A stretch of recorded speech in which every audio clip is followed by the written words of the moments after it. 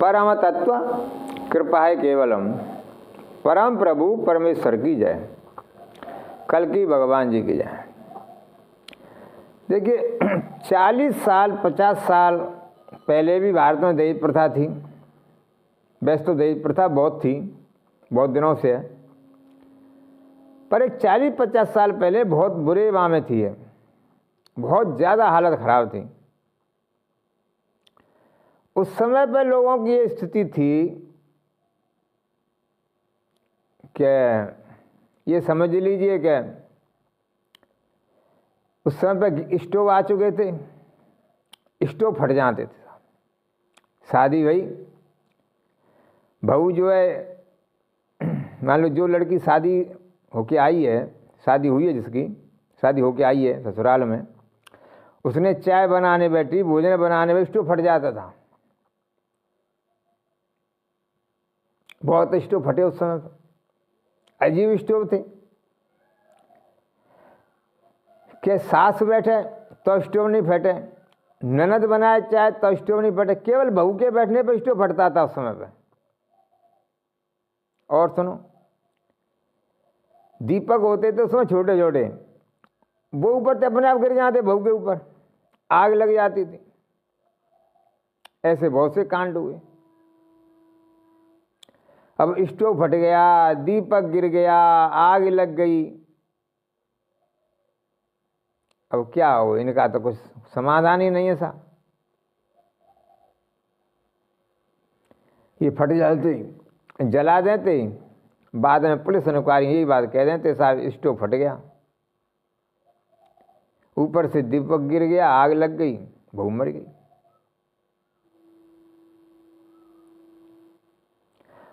और आज भी दहेज चालू है। अब ऐसा हो गया है कि जो गरीब लोग हैं, अब हिंदुस्तान में 2-3 तरह के लोग हो गए। कुछ तो पैसे वाले हैं, जैसे किसी नौकरी लग गई तो वो दहेज आज भी ले रहे हैं, 50 लाख, 1 करोड़, 2 करोड़, 4 करोड़, 5 करोड़, 10 करोड़, जैसा बन जाए। तो मेन बात क्या है, दहेज से होता क्या है? देखो, किसी के घर में 2 लड़कियां मान लो, अब चाहता है उसकी लड़कियां अच्छे घर में जाएं, तो उसकी पूरी जिंदगी बर्बाद हो जाती है पैसा इकट्ठा करने में। सवेरे से लगाए कि 18 घंटा 20 घंटा काम करो, पैसा जोड़ो, तो जाके तुम्हारी लड़कियों के अच्छे घर में शादी होगी। अब इस चक्कर में वो व्यक्ति न तो कभी शास्त्र पढ़ सकता, न सत्संग सुन सकता, न कैसी वो करना, उसे दिन रात पैसा पैसा पैसा जोड़ना। बस उसे पैसा इकट्ठा अच्छा कर लेगा तो लड़की की शादी अच्छे घर में हो जाएगी, नहीं तो उसके घर की लड़की शादी अच्छे घर में हो ही नहीं सकती। या तो लड़की पढ़ी हुई अच्छी हो, लड़की IAS IPS हो, दहेज तो फिर भी चाहिए, फिर भी चलो IAS IPS होगी तो जो है, पर तो वहाँ भी बात चलती है, IAS IPS हो मान लो या कुछ अच्छा हो तो वहाँ भी करोड़ों चाहिए। अब बिना करोड़ों के एक दूसरे नंबर क्या है कि शादी व्यवहार जो होते हैं बराबर वालों से होते हैं, अच्छा खानदान हो, बराबर का स्टेटस हो, बराबर का वो, तब जाके। इसके लिए दहेज इकट्ठा करना पड़ता है, दहेज के लिए पैसा इकट्ठा करना पड़ता है। तो इससे होता क्या है कि ये जो पैसा इकट्ठा करने में आदमी का जो है पूरा जिंदगी लग जाती है। समझ लो जिसके घर में 2-3 लड़कियां, 2 हो मान लो,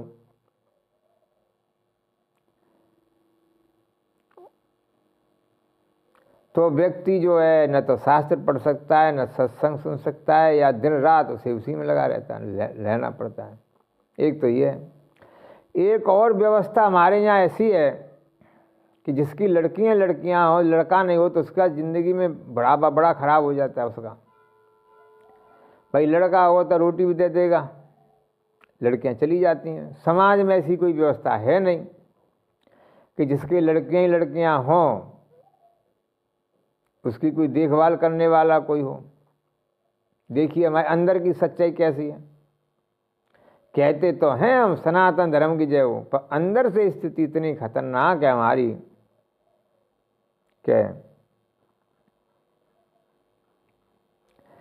जिसके लड़के लड़कियां होती उसका जिंदगी बर्बाद हो जाते है, समझो आप, युक्त रहते हैं। उसकी जो प्रॉपर्टी है उस पर भाई नजर रखते हैं। यहां तक स्थिति खराब है, आज इसी पे बताऊं मैं, जिसकी लड़कियां हैं वो अपनी प्रॉपर्टी को भी नहीं दे सकता अपनी लड़कियों को, और देना चाहता है तो उसके भाई से विरोध मान लेते हैं। विरोध क्या करते, दुश्मनी हो जाते हैं, भाई दुश्मन हो जाते हैं उसके साथ। देखो वैसे हम सनातनी, जिसकी लड़कियां हैं वो अगर अपनी प्रॉपर्टी पूरी पूरी उनको दे दे तो भाई दुश्मन हो जाते हैं उसके। बोले नहीं, लड़कियों का क्या अधिकार है, लड़कियां तो अपने ससुराल में गई, बस उन्हें छोड़ो, प्रॉपर्टी तो हमें चाहिए। इसके लिए साम दाम दंड भेद जैसे भी हो जाता है, षड्यंत्र रचने लग जाते हैं। ज़्यादातर केस में बता रहा हूँ, कम कुछ की तो नहीं कह सकता, ज़्यादातर में यही होता है। इसलिए क्या है फिर, इसलिए एक लड़का अवश्य चाहिए।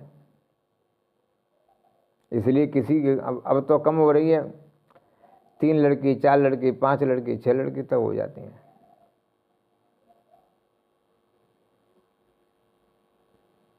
ये अंदर की बात चल रही है।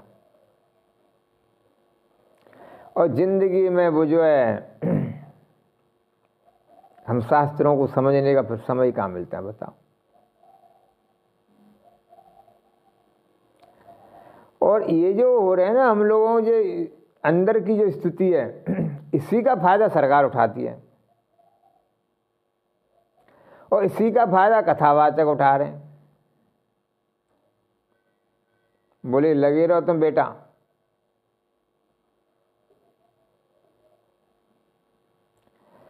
लोग कह रहे हैं भारत आज़ाद हो गया, बड़ी अजीब आज़ादी मिली है।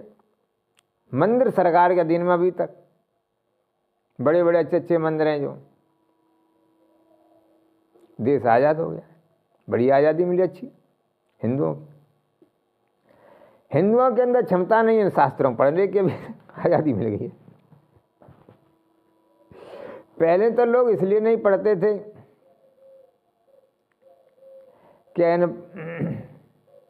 कि मुगलों के काल में बताते हैं बहुत ज़्यादा परेशानी थी, मंदिर तोड़ दिए गए, वो हो गया था। अब लोगों में दिमाग ही नहीं है ना इस लोग इन शास्त्रों पढ़वे का, बताओ। और देश आज़ाद है जी, बताइए आप। इतने मोटे मोटे ये है ना, ये हमारे सनातनियों पे या तो समय नहीं है इन्हें पढ़ें, या उनमें वो नहीं है, वो क्षमता ही नहीं रही। देखो ये श्लोक, ये बृहदारण्यक उपनिषद, इसको पढ़े क्षमता नहीं रही। ये वो है छांदोग्य उपनिषद,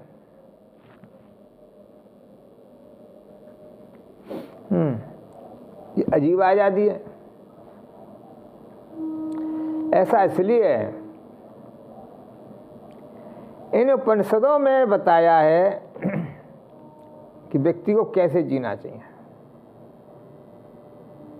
मनुष्य जो धरती पर आता किस लिए आता है, मनुष्य के बारे में, कि आप धरती पर किस काम के लिए आए भाई, और क्या करना चाहिए। परंतु भैया हम तो ऐसे उलझ गए कि समय नहीं है, और इन्हें समझाने वाला भी कोई नहीं है, क्योंकि आवश्यकता ही नहीं रही। आवश्यकता नहीं तो समझाने वाले कहाँ से आए, और समझना भी नहीं चाहते। आज के सनातन समझना भी नहीं चाहते।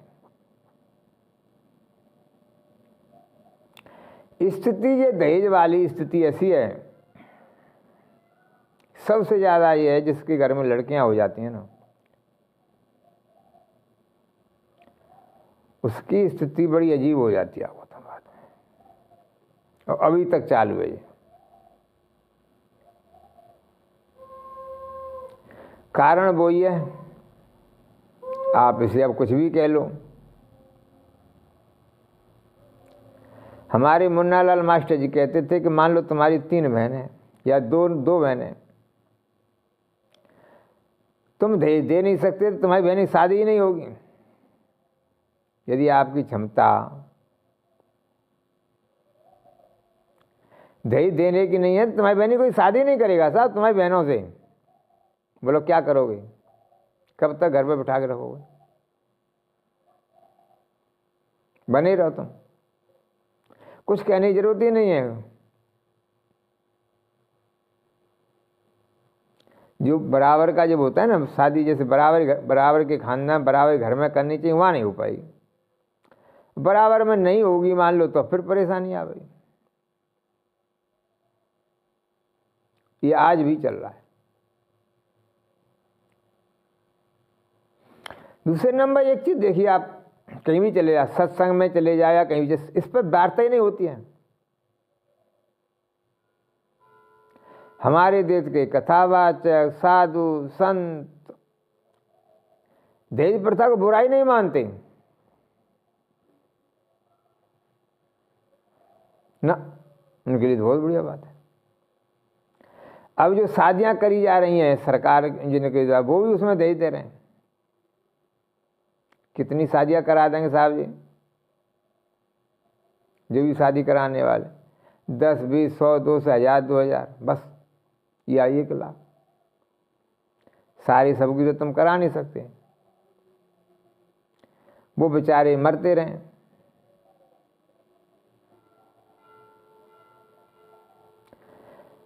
पहले तो समाज को यही नहीं मालूम है, या समाज को ये बुरा लगता ही नहीं है। हमारा समाज ऐसा हो गया है कि कोई भी काम हो रहा है उससे समाज का क्या हो रहा है, उत्थान हो रहा है या पतन हो रहा है, हमें यही नहीं मालूम है। ऐसे हम कठोर हृदय के हुए, इसलिए दहेज प्रथा तक चालू। देखो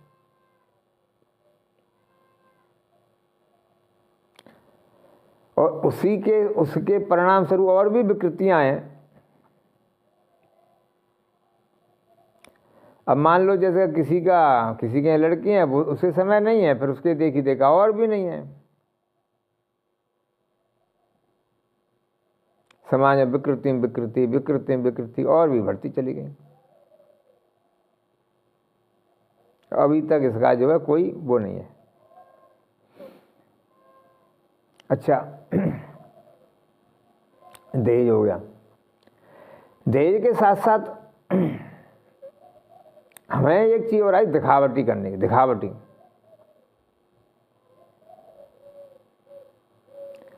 अब दिखावटी में हम जो चाहते हैं दुनिया वाले हमारी वाह करें। अब लोन ले लेके मकान बनाए जा रहे हैं,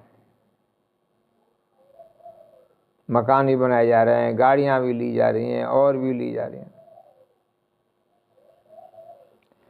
तो अब माँ ये भी उसी में आ जाता है। देखो जैसे इसमें लिखा हुआ है, जैसे आपने लोन लिया,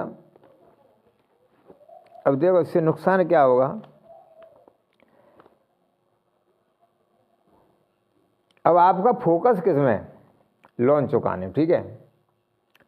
जो मनुष्य बुरे आचरणों से विरक्त होकर उनका त्याग नहीं कर देता है जी, जिसका मन परमात्मा को छोड़कर दिन रात सांसारिक भोगों में भटकता रहता है। जब आपको किस्त चुकानी है तो चिंता किस्त की रहेगी ना दिन रात। फिर मकान के लिए लोन ले लिया, कार के लिए लोन ले लिया, बच्चे की पढ़ाई के लिए लोन ले लिया, अब किस्त पर किस्त, किस्त पर किस्त यारी उन्हें चुकाइए। तो बोलिए फिर कहाँ आपको शास्त्र पढ़ने समझ में आएंगे। लड़कियां हैं तो लड़कियों की अब शादी की भी चिंता है।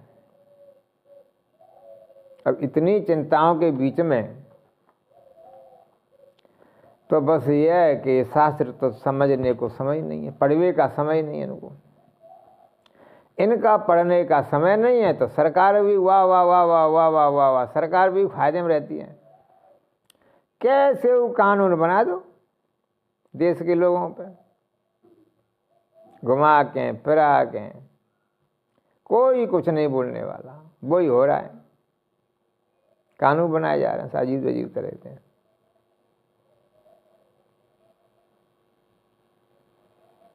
ये ना, अब देखो भारत में कैसे कैसे कानून बना दिए हैं। एक कानून आया अभी समलैंगिकता का, बड़ा अजीब कानून है यार, भारत में वो भी बताते हैं। विदेशों में भी ये कानून नहीं है, या विदेशों में भी जो है जहाँ पे है वहाँ पे लोग बदलना चाहते हैं, पर भारत में लागू हो गया ये कानून। और आ गया बिना शादी के रहो, वो उसको क्या बोलते हैं जाने, लिव इन। अब इसके हिसाब से क्या है कि लड़की की अगर उम्र 18 साल हो गई है, तब जैसे मान लो 15 दिन इस व्यक्ति के साथ में रहे, 15 दिन उसके साथ में रहे, 15 दिन उसके साथ में, किसी के साथ में खुला रहो, कोई चिंता नहीं है। बस उम्र आपकी 18 साल हो गई, अब आप किसी के साथ में रहो, चाहे रोज पति बदलो वाली, कोई चिंता, रोज आदमी बदलो वाली, पति तो कह ही नहीं सकते, क्यों लिव इन हम रह रहे हैं, ऐसा हमारी इच्छा है जस्ट है।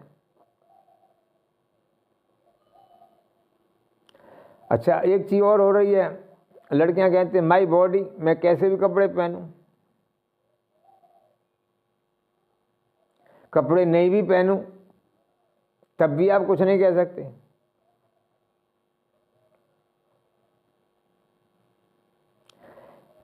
अगर कपड़े कोई नहीं भी पहने तब भी आप कुछ नहीं कह सकते, या कपड़ों के नाम में हल्के से कपड़े पहन लो। आजकल ये खूब हो रहा है, खुल्ला खुल्ला, देखो ऐसे ऐसे कपड़े पहने जा रहे हैं, जालीदार एकदम, नाम मात्र के।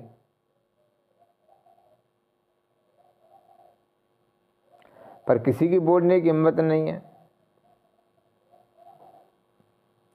ये सब हुआ इसलिए कि हमने शास्त्र पढ़ना बंद कर दिया। हमारे दिमाग में उस सनातन का खाली हम जयकारा तो लगा रहे हैं, पर वास्तव में सनातन को भूल गए। मेन बात यह है, और हम सनातन को भूल गए और सरकारों को इससे फायदा है भाई। अब फिर इसके बाद अब तो यह है कि हिंदुओं को कैसे मूर्ख बनाओ, चाहे जिसकी लड़ाई कराओ, वही हो रहा है देश में, देख लो। और फिर ये कथावाचक आ जाते हैं। कथावाचक एक चीज देखो, हिंदुओं की स्थिति, जो वास्तविक सनातन धर्म है उसे जानना नहीं चाहते, पर पुण्य भी मिला उन्हें, इसलिए कथाएं करामत हैं, सत्संग करा रहे हैं, प्रवचन में जा रहे हैं साहब।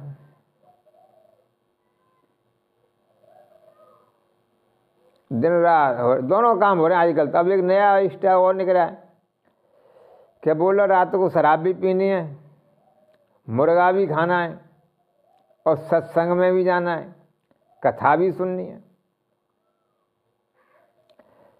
अब की बार बताया, होली के दिन बिहार में कितने मुर्गा कटे हैं शायद बता रहे हैं लोग। दिल्ली में भी होता है ये यार, दिवाली के दिन समझिए आप, उस दिन दिल्ली में इतने मुर्गा कटते हैं जिसका कोई जवाब नहीं। और बिहार में ज़्यादातर मुर्गा और दारू दिवाली पर खूब चलती है, दिल्ली में और बिहार में, और भी प्रांत में चलती है, बस दिल्ली बिहार में ज़्यादा है। फिर ये लोग पूजा भी करवे जाते हैं, मंदिर भी जा रहे हैं, सत्संग भी जा रहे हैं, पूजा भी कर रहे हैं, सनातन धर्म की जयकार भी लग रहे हैं साहब। कितना बढ़िया रास्ता निकाल रहा है बीच का, बोले दारू पियो, मुर्गा भी खाओ, और भी काम करो, पूजा पाठ भी चल रहा है, सत्संग भी हो रहे हैं। किसको बेवकूफ बना रहे जाने?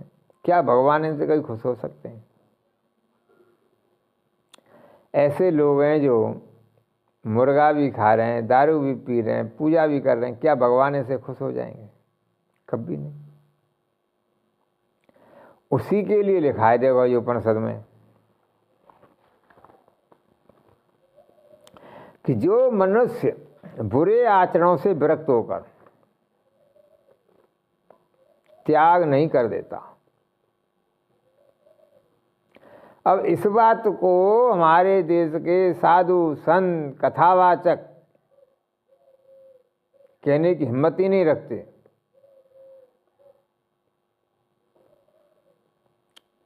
या कहते भी तो गोलमोल कहते हैं, बस उसका कोई प्रभाव नहीं पड़ता है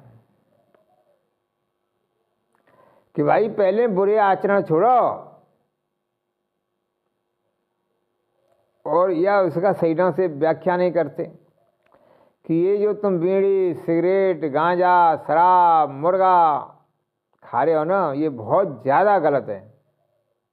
बीड़ी से शुरुआत होनी चाहिए, देखो भाई, पर ऐसा नहीं है।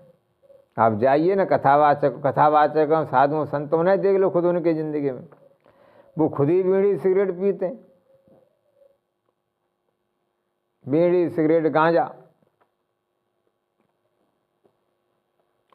दिन में न सही रात में सही। बहुत से तो ऐसे हैं दिन में भी जी, दिन में ही चकाचक चल रहा। अच्छा, बीड़ी का तो इतना देखो हालत है लोगों की, बीड़ी सिगरेट का तो कि यात्रा कर रहे हैं ना, स्कूटर चल रहा है, मोटरसाइकिल, बीड़ी लगा ली मुंह में, एक्सीडेंट हो कोई चिंता ना है, पर बीड़ी पीना जरूरी है।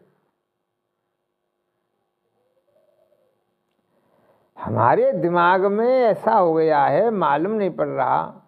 खुल्ला देख लो आप, मोटरसाइकिल चला रहे हैं, स्कूटर चला रहे हैं, पर चलते चलते बीड़ी पी रहे हैं, या बीड़ी मुंह में लगा लिए स्टार्ट कर रहे हैं साहब। सुबह से लेके शाम तक 20, 25, 30 बीड़ी सिगरेट पी लेते लोग। और फिर क्या है, हम धर्मात्मा भी साथ में, हम बड़े हम तो एकदम पवित्र हैं साहब। बताइए, जो व्यक्ति बीड़ी के धुआं को अपने शरीर में ले रहा है, इसमें कौन से प्रोटीन है? कोई भी आदमी बताए पूरे भारत का, विश्व का, क्या बीड़ी तो खुलेआम ही पी जा रही है ना, बीड़ी और सिगरेट, तो इस पर तो कोई पाबंदी नहीं है। इसमें कौन से प्रोटीन है, कौन से यहाँ मिनरल हैं? और जब इसमें प्रोटीन नहीं है, मिनरल नहीं है, कोई फायदेमंद चीज़ नहीं, तो नुकसान तो करेगी, अंदर जाके जरूर करेगी। और जब ये चीज़ नुकसान कर रही है, तुम खा रहे हैं तो इसका पी रहे हैं तो इसका मतलब तुम मूर्ख है आदमी। पर भाई शरीर में ऐसी चीज़ लेनी चाहिए ना जो फायदेमंद हो, और तुम ऐसी चीज़ पी रहे हैं जो शरीर के नुकसानदायक है, तो फिर तुम कैसे सही हैं बताओ? तुम तो मूर्ख आदमी है ना। चेक करा लीजिए बीड़ी सिगरेट को। तो मेन बात यहाँ यह है कि जब हमारा दिमाग ही ऐसा हो गया है, या हमारी प्रवृत्ति ऐसी हो गई है कि हमारे अंदर इतना दिमाग नहीं है कि बीड़ी सिगरेट जो है पीने की चीज़ ही नहीं है, अगर हम सही आदमी हैं तो। हाँ, हमारे दिमाग के स्क्रू ढीले हैं, या हम पागल हैं, या हम मूर्ख आदमी हैं, तो बीड़ी पीवे सिगरेट पीवे तो ठीक है भाई। हमारे अंदर क्षमता ही नहीं है सोचे समझ में क्या सही है क्या गलत है। वो आदमी बीड़ी पीवे सिगरेट पीवे तो ठीक है। फिर तो जो तुम्हारे अंदर क्षमता ही नहीं है, फिर धर्म पे मत बोलो भाई। जब तुम्हारे अंदर क्षमता नहीं है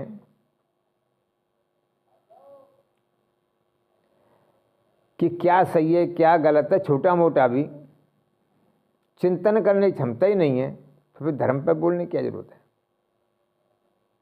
कि क्या हो रहा है क्या नहीं हो रहा है। पर नहीं बोलेंगे, औरों को गाली देंगे। पर सबसे बड़ा पाखंड हमारा यही है, हम सवेरे ते उठ के बीड़ी सिगरेट पीना शुरू कर देंगे और दूसरों को गाली भी देंगे कि फलाना आदमी भ्रष्टाचारी। हम तो ईमानदार आदमी साहब। मालूम है से नुकसान क्या है? नुकसान ये होता है बीड़ी सिगरेट से, एक तो वायुमंडल दूषित होता है,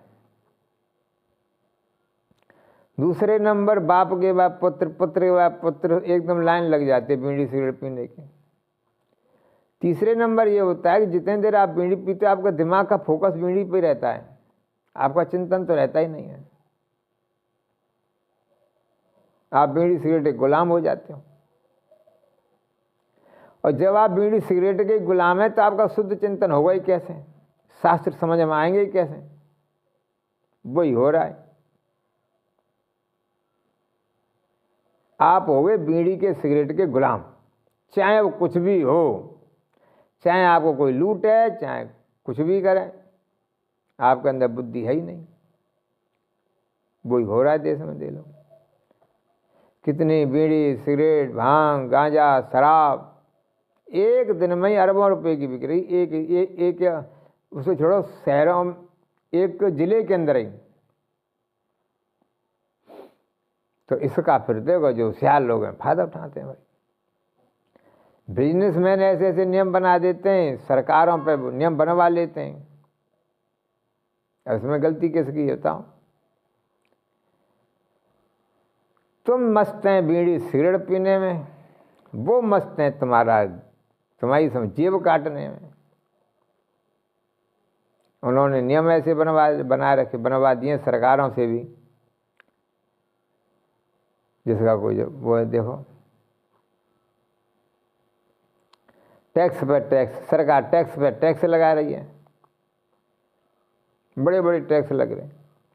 इसके अलावा कुछ पैसा रह भी जाए, मान लो किसी भी तरह से, तो उसे वैसे निकाल लेते हैं लोग। अब जो है यहां तक कर दिए, नहीं पैसा तो तुम्हारे घर रहना ही नहीं चाहिए, इतने नहीं, तुम्हारी जिंदगी शांति भी नहीं रहनी चाहिए, इसलिए अब तुम लोन ले रहे हो। फलानी कंपनी लोन दे रही है, मोबाइल लोन पर लो, टीवी लो, मकान लो, ये लो वो लो, महंगे महंगे मोबाइल लो। सुबह से लेके शाम तक कमाते रहो, मेहनत करते रहो जिंदगी भर, सुबह से शाम तक बस कमाते रहो, लोन चुकाते रहो, चुकाते रहो, चुकाते रहो, चुकाते रहो, चुकाते रहो। अरे भैया जब बाद में मरोगे ना, मरते समय पे तुम्हारे साथ में न तो ये मोबाइल जाने वाला, न मकान जाने वाला, न ये गाड़ी जाने वाली है, हैं? किसके लिए, किसको दिखा रहे हो यार? अब देखो दूसरे साधुओं को छोड़ दो, अब हमारा देखिए, हमें तो भी ये कोई चिंता नहीं भाई।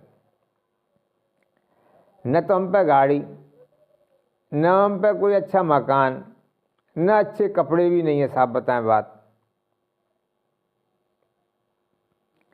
यहाँ तक जो है अब तक हमने जो शास्त्र पढ़े या वो करें, उसमें सत्यता जानने के लिए इतने ज़्यादा मेहनत करनी पड़ी है जिसका कोई जवाब नहीं, बहुत ज़्यादा। तब आपके सामने बोल रहे हैं, और प्रमाण साथ में।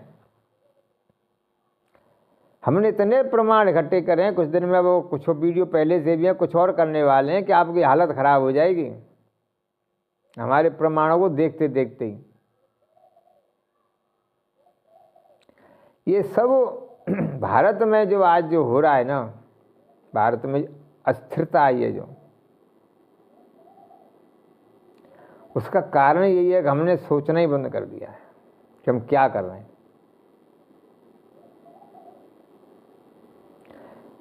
अभी तो हमने थोड़ी एक दो ही सवाल रखे इसमें।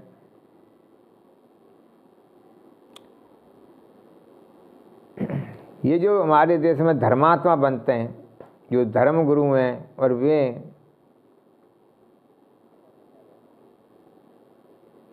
अजीब धर्म गुरु हैं देश के बोले धर्म गुरु, गुरु सदगुरु, और देश की हालत देखो, खुल्ला दिख रही। 80 करोड़ आदमी तो राशन के लिए खड़ा है, 80-81 करोड़ आदमी राशन, सरकारी राशन खा रहा है, सरकारी राशन बता रहे सरकार।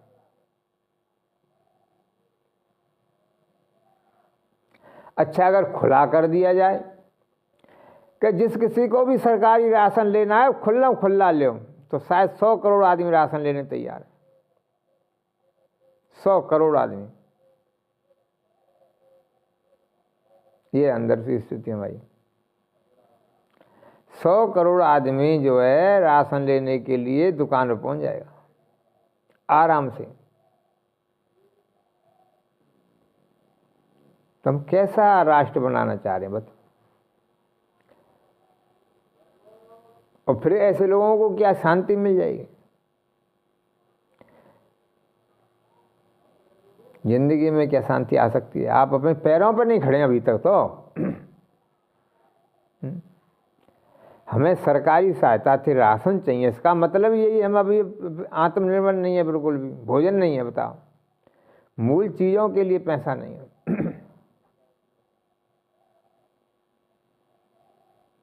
बातें बड़ी ऊंची ऊंची हो रही।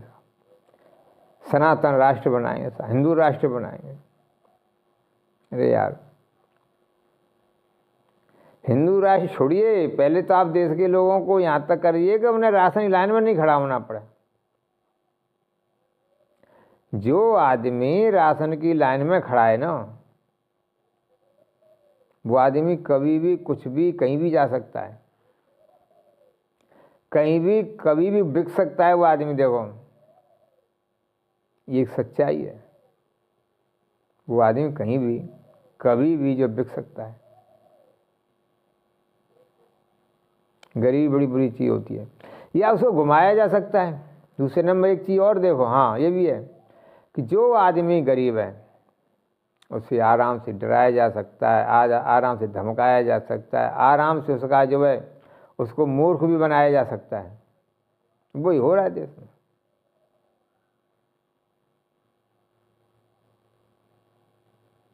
पर इधर किसी का ध्यान नहीं है, खाली बस सनातन धर्म की जय हो, सनातन धर्म की जय हो, सनातन धर्म की जय हो, खाली झूठे जयकारे लगाए जा रहे हैं।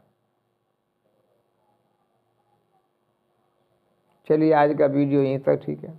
बात अभी तो और भी आएंगी, और भी वीडियो बनाएंगे आगे इसी पे।